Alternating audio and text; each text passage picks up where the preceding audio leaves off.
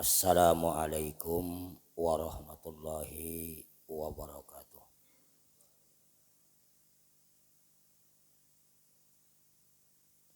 Alhamdulillahi rabbil alamin. Wassalatu wassalamu ala asyrafil anbiya'i wal mursalin nabiyina Muhammadin wa ala alihi wa sahabatihi ajmain, amma ba'du. Jamaah salat subuh serta kuliah subuh yang sama-sama dimuliakan Allah Subhanahu wa taala. Alhamdulillah asbahna ala fitratil Islam wa ala kalimatil ikhlas wa ala dini nabiyina Muhammad wa ala millati abina Ibrahim.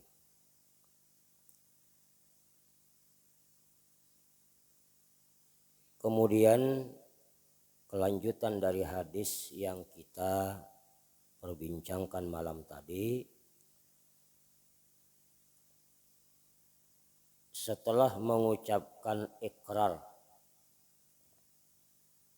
Assalamu alayna wa ala ibadillahis salihin, ikrar syahadatain, asyhadu an la ilaha illallah wahdahu la syarikalah wa asyhadu anna Muhammadan abduhu wa rasuluh.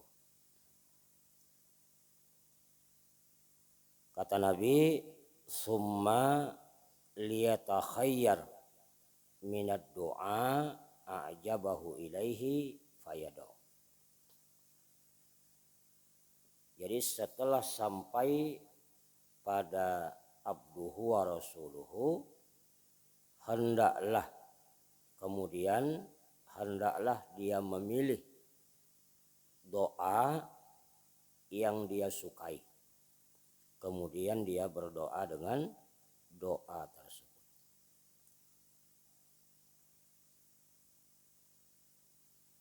Artinya ada syariat berdoa setelah tasyahud. Tasyahud itu yang paling ringkas mulai dari at-tahiyat sampai abduhu wa rasuluh. Itu bisa langsung doa. Ada juga yang menyampaikan kesalawat dulu, Allahumma sholli ala Muhammad, baru kemudian berdoa. Nah, yang paling sempurna dibaca dulu habis sholawat Ibrahimiyah, baru kemudian berdoa. Liyatakhayyar itu berasal dari kata khair, baik. Makanya ikhtiar itu artinya usaha untuk mencari yang baik. Jadi kalau ada orang mengatakan yang penting kita berikhtiar dulu, tapi cara yang ditempuh tidak baik, cara yang ditempuh tidak sesuai syariat, maka itu bukan ikhtiar. Karena ikhtiar itu berakar kata dari khair, dan khair itu artinya baik. Kemudian kalau usaha orang itu baik, itu namanya kasbun. Kalau usaha itu tidak baik, itu ngarannya iktisab. Walaupun akar katanya sama, kasaba ya. Kasbun itu usaha yang baik, as-sa'yul khair. Kalau iktisab itu artinya usaha yang tidak baik. Makanya Al-Quran mengatakan laha makasabat. baginya ada pahala dari kebaikan. Wa alaiha maktasabat, dan atasnya ada dosa dari usaha jahat. Jadi iktisab itu usaha jahat, usaha yang tidak baik, usaha yang bertentangan dengan syariat. Nah, dia pilih doa yang disukai. Pertanyaannya adalah, bolehkah kita berdoa dengan doa yang kita sukai, di mana doa itu tidak ada sumbernya dari Nabi? Karena kan di sini Nabi mengatakan hendaklah dia memilih doa yang disukai.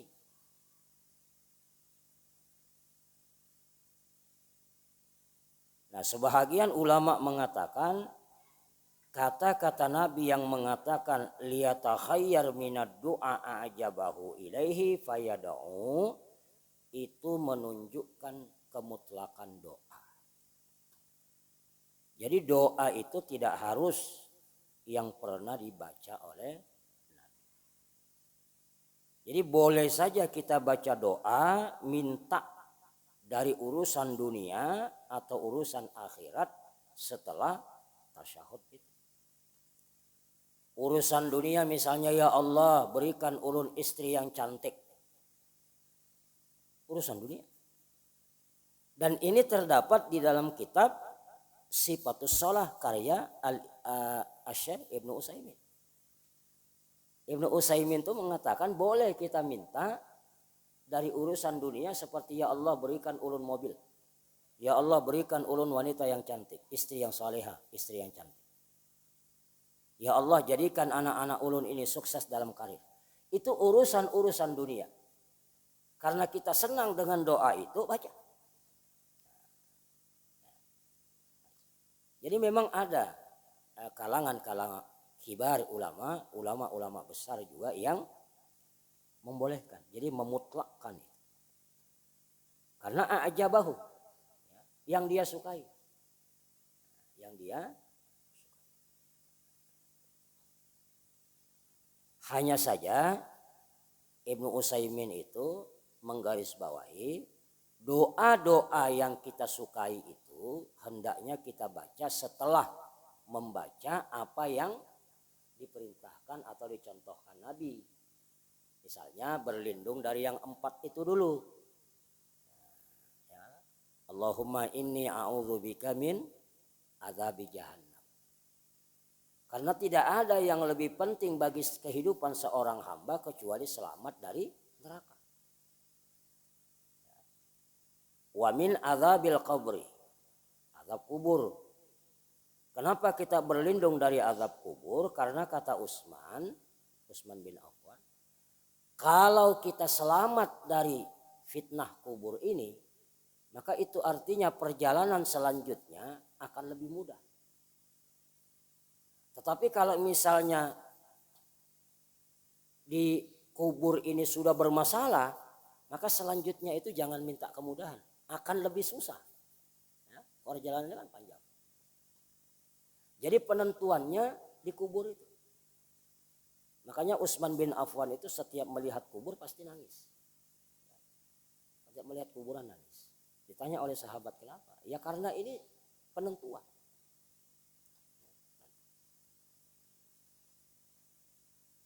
Kemudian wamin fitnatil mahya wal mamat. Fitnah kehidupan. Macam-macam fitnah kehidupan. Dan yang paling berbahaya dari fitnah kehidupan itu apa? Dijadikan agama itu sebagai fitnah. Termasuk di dalam fitnah kehidupan itu duduk di majelis ta'lim tetapi salah berguru. Itu fitnah dalam konteks agama. Salah memahami agama, itu juga fitnah kehidupan. Ya Allah jangan engkau jadikan musibahku pada agamaku. Kalau orang ditimpakan fitnah kehidupan seperti kefakiran. Itu tidak apa-apa dibandingkan dengan fitnah pada agama. Sebab kalau agama sudah rusak, yang lainnya rusak. Tapi kalau orang fakir agama baik, insya Allah kefakirannya itu tidak akan membuatnya kafir. La taj'al fi musibati fi dini. Jangan engkau jadikan ya Allah musibahku itu terlimpah pada agama. Mau jadi miskin terserah. Mau tidak sempurna organ tubuh terserah. Itu andai kata orang yang kuat agama itu Pak disuruh memilih. Asal jangan ulun itu difitnah di dalam agama. Sholat malas misalnya. Fitnah itu dalam agama. Fitnah dalam agama.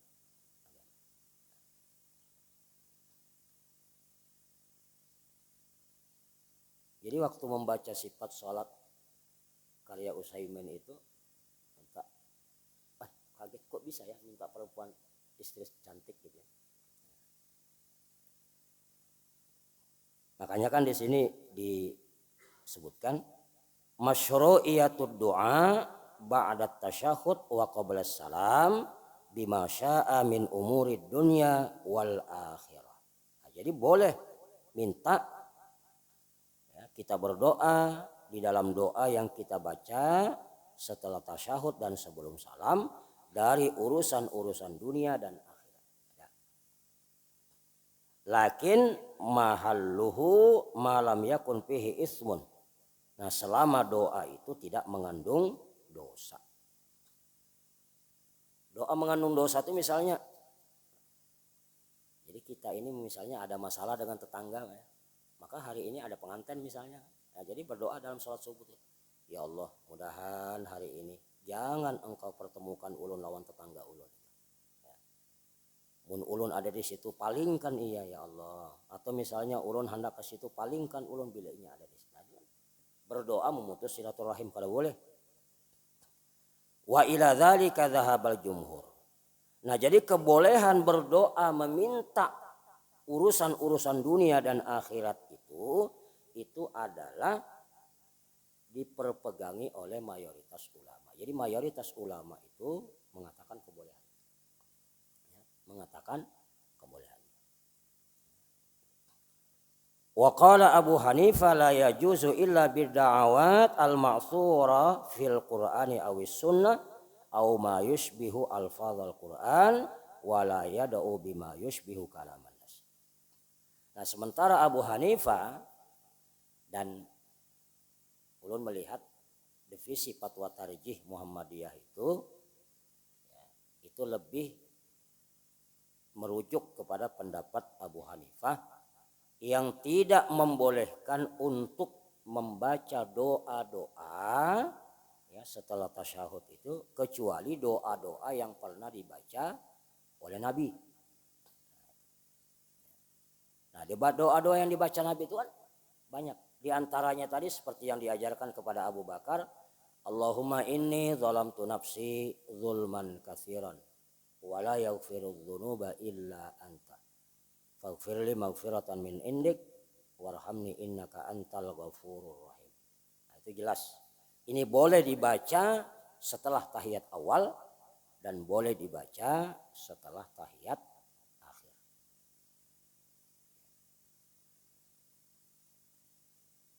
Nah, jadi kalau Ibnu Utsaimin itu logika berfikirnya atau dalam bahasa fikihnya itu istidlalnya itu adalah kemutlakan sabda Nabi minad doa ajabahu, doa apapun yang dia sukai. Jadi doa itu diserahkan kepada orang sholat. Nah, sementara konsep berfikirnya Abu Hanifah yang diikuti oleh majelis tarjih itu lebih kepada bahwa sholat itu adalah kumpulan perbuatan dan perkataan yang diawali dengan takbir, diakhiri dengan salam dengan syarat-syarat tertentu. Nah, sehingga semua hal yang tidak terkait dengan sholat, walaupun itu baik, tidak boleh dimasukkan di dalam rangkaian-rangkaian salat. Karena Rasulullah menyatakan, "Shallu kama ra'aitumuni." Nah, dalam konteks ini ulun tidak memaksa pian, Pak, tidak juga menggiring pian. Ulun hanya berkewajiban menyampaikan alasannya orang-orang yang berdoa banyak di dalam sholat itu, baik bersumber dari Nabi atau tidak, nah itu memang ada. Nah, orang-orang yang tidak mau berdoa misalnya kecuali yang warid dari Al-Quran dan Sunnah misalnya, nah itu juga memiliki dasar. Ya, silakan. Jadi ulun tidak menggiring. Karena kalau menggiring itu Pak, pas sudah tidak netral ya. Mubalik itu mestinya di tengah, jangan sampai terbawa arus. Tapi bukan berarti pelin-pelan, karena seorang mubalik pasti punya pegangan sendiri. Ya, pasti punya pegangan sendiri. Nah, kata Abu Hanifah, kecuali yang bersumber dari Quran. Yang bersumber dari Quran itu apa? Di antaranya Rabbighfirli wali dayya. Ya, Pak? Atau doa Nabi Sulaiman. Rabbi auzi'ni an ashkura ni'mataka allati an'amta alayya wa ala walidayya wa an a'mala salihan tarda wa adkhilni bi rahmatika fi ibadikas shalihin. Rabbana zalamna anfusana wa illam taghfir lana wa tarhamna lanakunanna minal khasirin. Doa Nabi Adam. Doa Nabi Yunus. La ilaha illa anta subhanaka inni kuntu minadz dzalimin. Jadi kata Abu Hanifah itu adalah doa-doa yang bersumber dari Quran. Boleh. Nah, kemudian dari sunnah. Nah, itu tadi yang kita baca. Kemudian au ma yushbihu al-fadhal Quran, atau lafaz-lafaz yang menyerupai lafaz Al-Quran. Dan tidak boleh menyerupai perkataan manusia.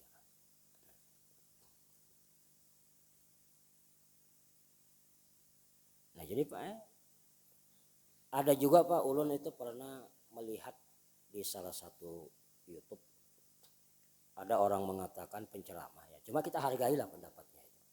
Ya. Tidak menyalahkan, cuma menghargai. Kita menghargai walaupun tidak sependapat. Beliau mengatakan bahwa kalau kita berdoa setelah salam, maka kita itu sebenarnya sudah ketinggalan kereta. Paham kalau maksudnya Pak? Karena doa itu mestinya dipanjatkan di dalam sholat, bukan di luar sholat.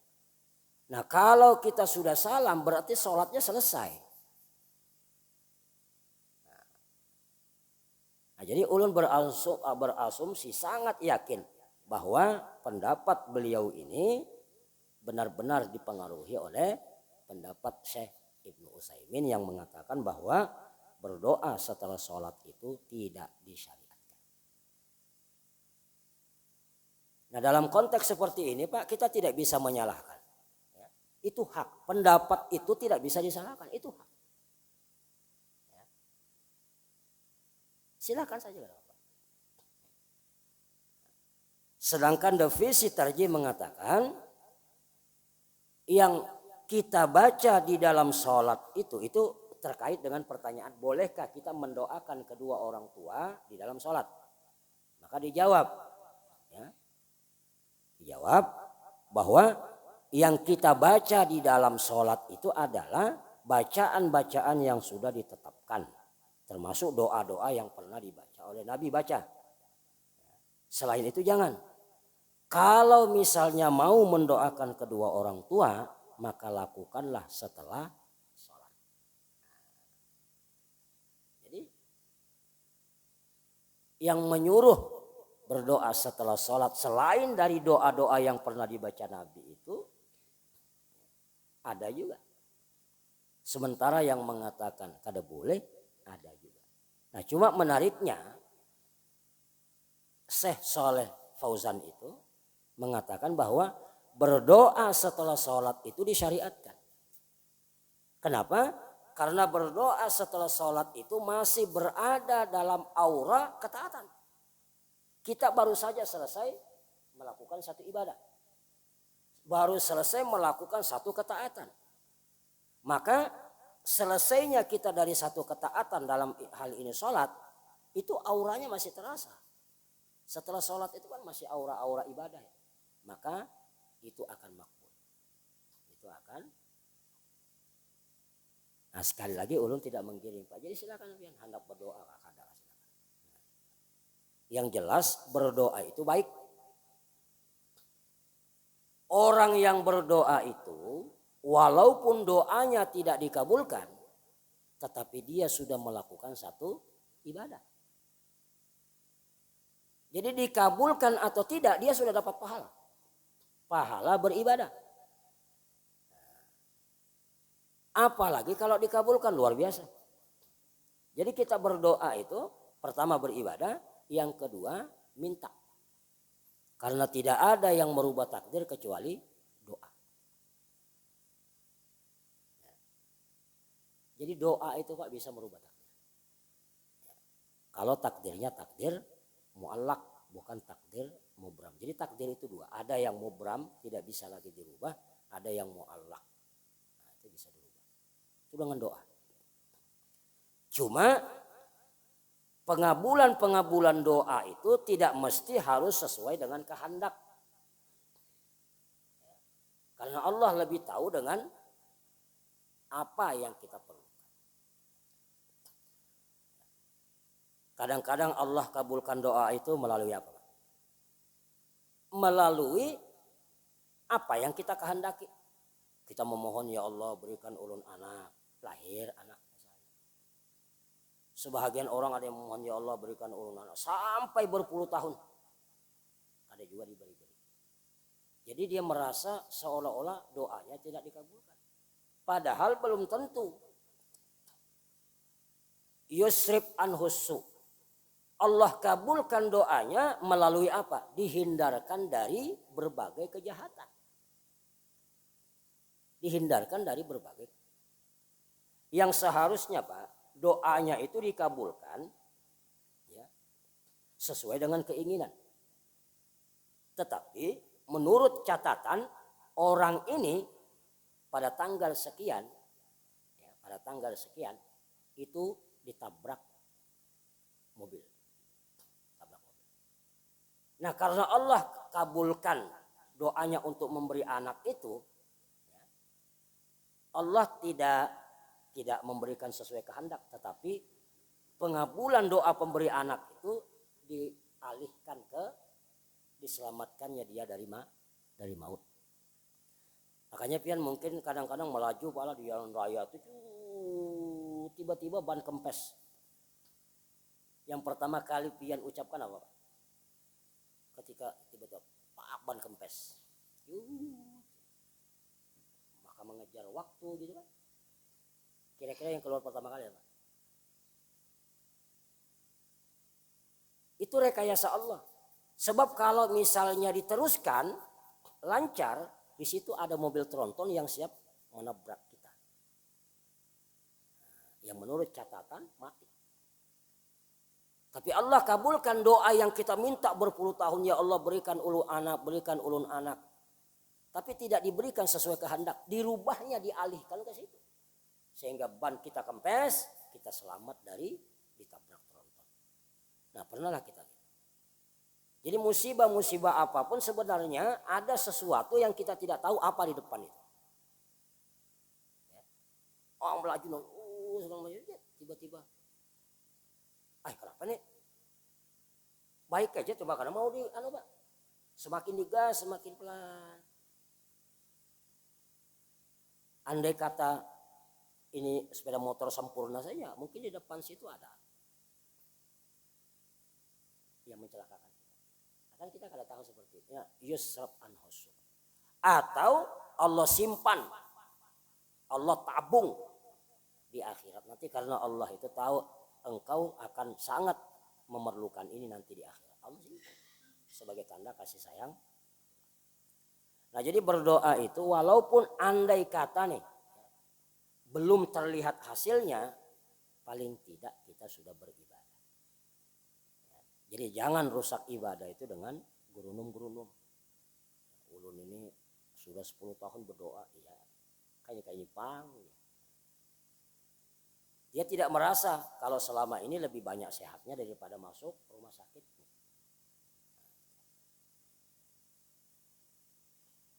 Nah, liyatakhayyar minad du'a ajabahu ilaihi fayada'u. Jadi berdoa. Lalu bahasanya ya bahasa Arab. Bahasa Arab. Jangan bahasa Indonesia.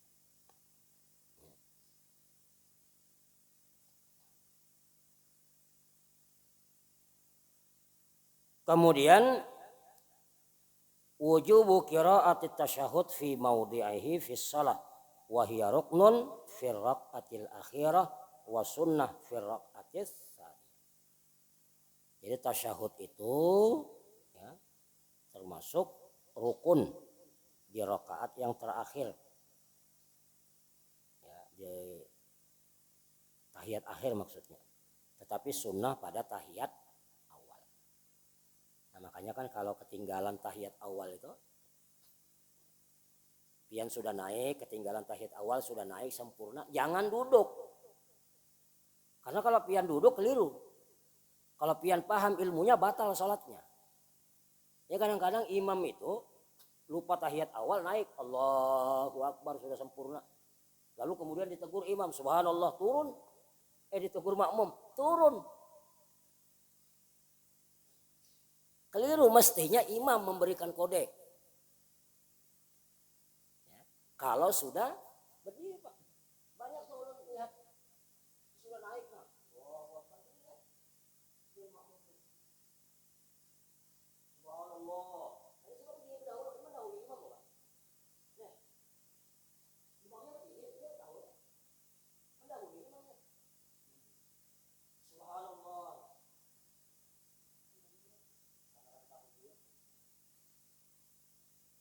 Mestinya yang bujur itu berikan salam.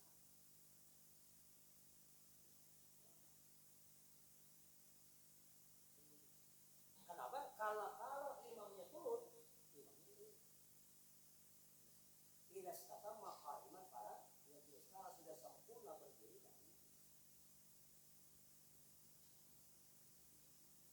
Itu yang tahiyat. Tapi kalau rakaat kelima itu kalau satu yang menegur, boleh saja imam mempertahankan pendapat. Kalau cuma satu. Tapi kalau sampai 3 orang menegur, itu imam itu turun sampai boleh. 3 orang menegur, subhanallah, subhanallah.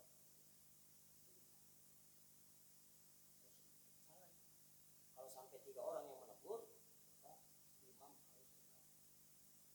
Nah, ketika imam naik ke rakaat yang kelima, walaupun sudah sempurna ditegur wajib. Karena kelima itu posisi makmum duduknya harus iftiras, Pak. Kalau imam naik ke rakaat kelima, makmum iftiras. Kalau dia duduk seperti ini, itu berarti mendahului imam. Mendahului imam itu tidak. Nanti kalau imamnya turun, iftiras.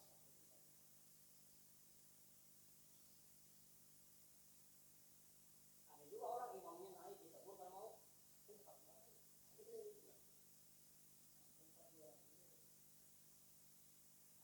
persoalan-persoalan seperti ini banyak Pak ya.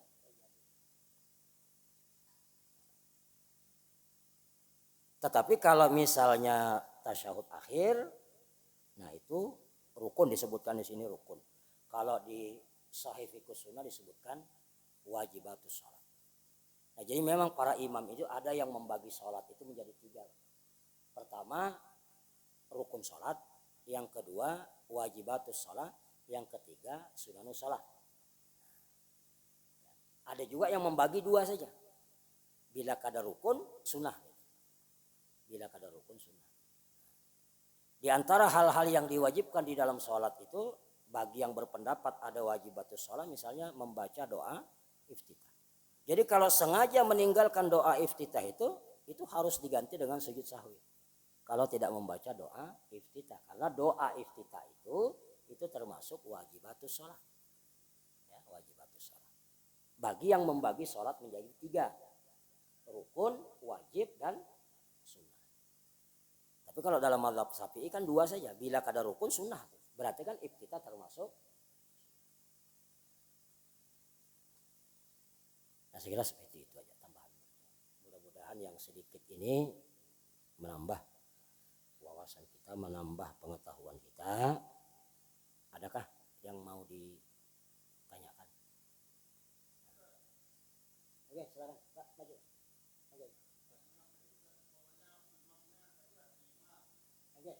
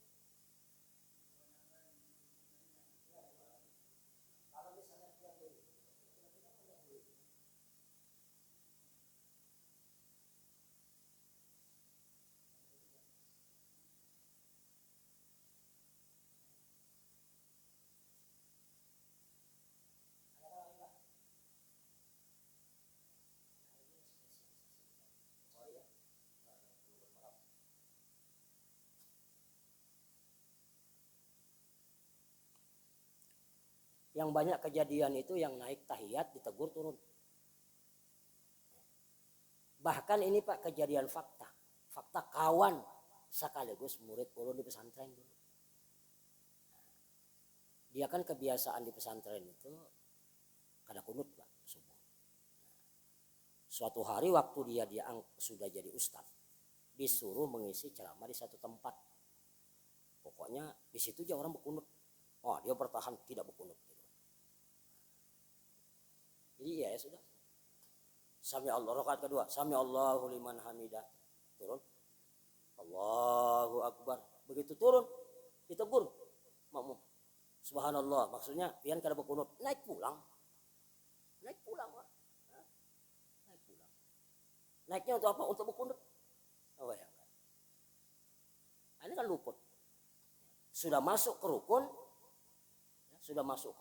sujud kan rukun. Dibatalkan rukunnya itu hanya untuk mengambil sunnahnya luput nih Pak. Kada boleh, artinya rukun itu kekuatannya lebih tinggi daripada sunnah. Maka kalau kita batalkan rukunnya untuk mengambil sunnahnya, itu sudah tidak benar. Ya sudah benar. Nah ini bukan cerita kosong tapi betul-betul ada ya.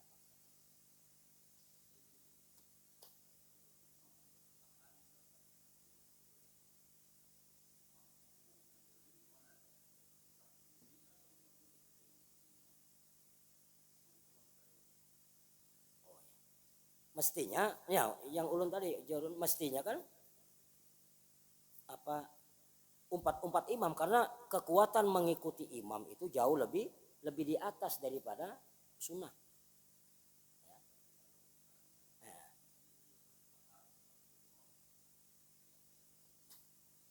Persoalannya pala kalau tetap berkunut, pertama dia menyalahi sunnah, karena kata Nabi idza kabbara fakabbiru. Apabila imam takbir, takbirlah kalian. Apabila imam sujud, sujudlah kalian. Kan begitu mestinya. Nah, jadi kesalahan pertama dia menyalahi sabda Nabi. Yang kedua, ya, kekuatan mengikuti imam itu memang lebih kuat karena innama ju'ilal imam liyutamma bihi. Cuma menariknya Pak, di komplek kami itu ada memang kawan yang tidak mau meninggalkan kunut. Kita hargai.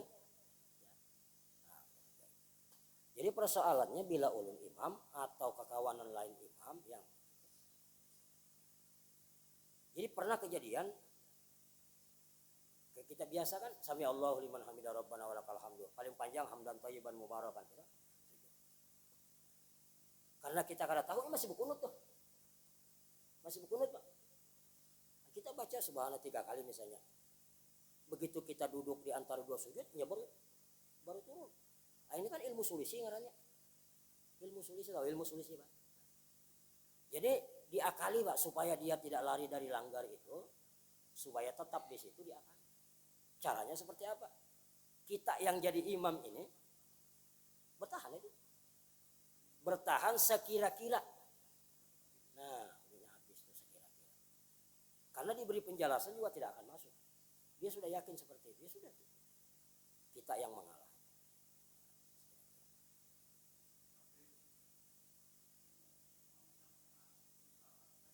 Apa itu?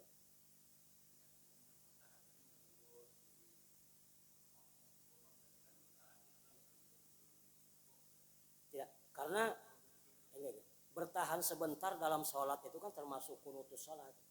Berdiri lama di dalam sholat itu kan termasuk disyariatkan juga.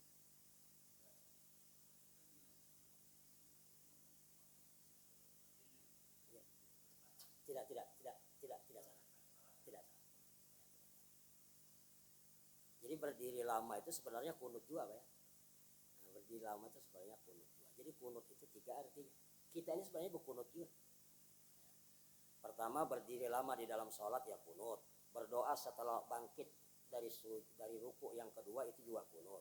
Kemudian yang ketiga kunut itu artinya orang yang menjaga ketaatannya sehari-hari itu juga kunut. Jadi kita ini kunut juga sebenarnya. Cuma dalam pengertian yang berbeda. Jadi tidak salah ya. Kalau dipandang dari salah tidaknya tidak salah.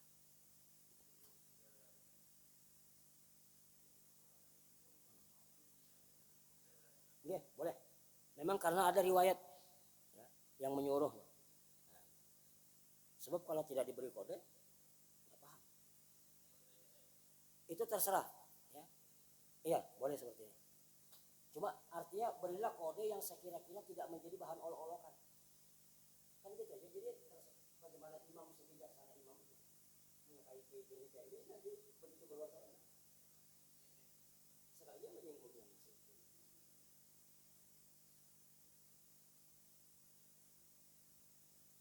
Nah, saya kira seperti itu aja.